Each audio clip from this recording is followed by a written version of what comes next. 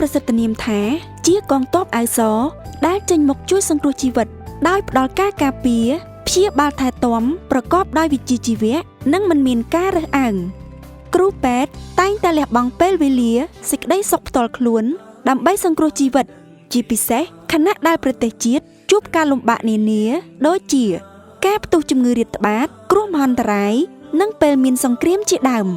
គ្រូពេទ្យគឺកាន់តែមានតួនាទីសំខាន់ដែលមិនអាចខ្វះបានក្នុងការចូលរួមតស៊ូអត់ធន់ជាមួយវីរៈកងទ័ពនិងប្រជាជន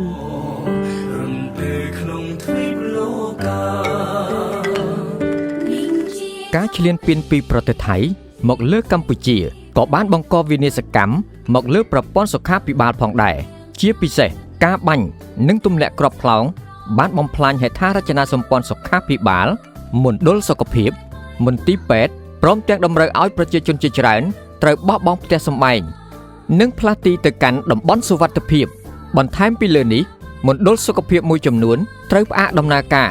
ដែលបង្កជាការគំរាមកំហែងយ៉ាងខ្លាំងដល់ការផ្ដល់ដំណើរការផ្ដល់សេវាសុខាភិបាលដល់កុមារស្ត្រីមានផ្ទៃពោះជនចាស់ជរាអ្នកមានជំងឺរ៉ាំរ៉ៃ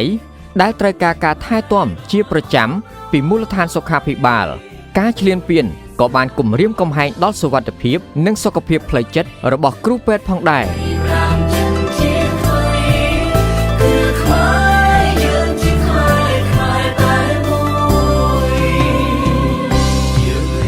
កងទ័ពអាវសកំពុងតែប្រយុទ្ធយ៉ាងស្ងប់ស្ងាត់ទាំងថ្ងៃយប់ដើម្បីសង្គ្រោះការពារព្យាបាលវីរៈកងទ័ពនិងប្រជាជនក្រោមការដឹកនាំចង្អុលបង្ហាញនិងគាំទ្រយ៉ាងកក់ក្ដៅពីឯកឧត្តមសាស្ត្រាចារ្យឈៀងរ៉ារដ្ឋមន្ត្រីក្រសួងសុខាភិបាលគ្រូពេទ្យនិងប្រព័ន្ធសុខាភិបាលទាំងមូលចលនាយ៉ាងពេញទំហឹងរួមគ្នាសង្គ្រោះព្យាបាលវីរៈកងទ័ពថែរក្សាសុខភាពប្រជាជនភេសកស្ត្រីមានផ្ទៃពោះនិងកុមារយ៉ាងយកចិត្តទុកដាក់បំផុតសាមគ្គីភាពក្នុងវិស័យសុខាភិបាលក្លាយជាចលករនៃការចែករំលែកនិងគាំទ្រគ្នាទៅវិញទៅមកប្រកបដោយមនសិការ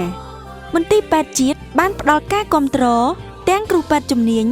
សម្ភារៈបរិក្ខារឱសថនិងការបណ្ដុះបណ្ដាលបង្វឹកជូនទៅដល់បណ្ដាខេត្តជាប់ព្រំដែនរាជធានីខេត្តដែលមិនរងការឈ្លានពានផ្ទាល់ក៏បានចូលរួមយ៉ាងសកម្មក្នុងបេសកកម្មសង្គ្រោះព្យាបាលការពារថែទាំសុខភាពជូនប្រជាជនភេសកនិងវីរៈកងទ័ព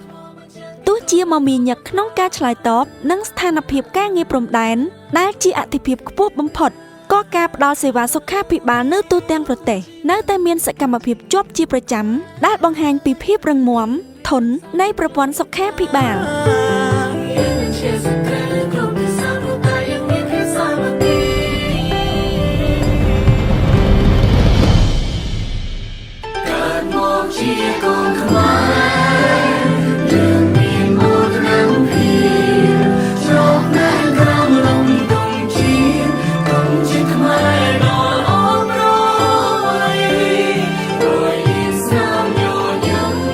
ចលនាសាមគ្គីជាតិក្នុងវិស័យសុខាភិបាលជាមោទនភាពរបស់កងទ័ពអាវស